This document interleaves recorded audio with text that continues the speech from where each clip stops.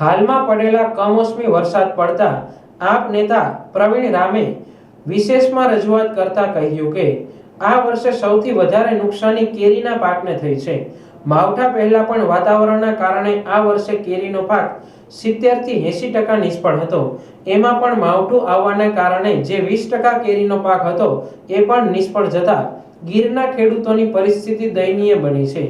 ત્યારે કેરીની પાક વાર્ષિક હોવાથી હવે વર્ષ સુધી ખેડૂતોને ખેતીમાંથી કોઈ આવક મળશે નહીં।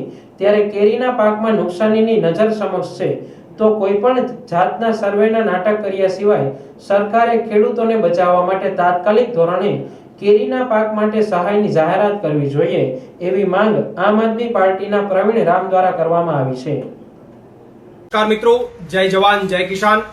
તાજેતરમાં આવેલા માવઠાના કારણે ખેડૂતોને થયેલ નુકસાનીનું તાત્કાલિક ધોરણે સર્વે કરાવી અને વળતરની જાહેરાત કરવામાં આવે એવી મારી સરકાર પાસે માગણી છે।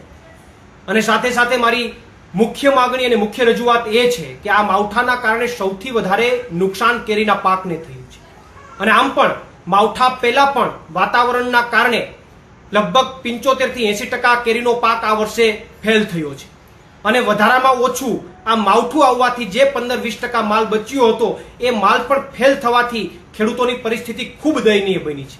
કારણ કે આ કેરીનો પાક છે વાર્ષિક છે, આ વર્ષે સદંતર ફેલ જવાથી હવે વર્ષ સુધી ખેડૂતોને એમાં કંઈ મળવાનું નથી।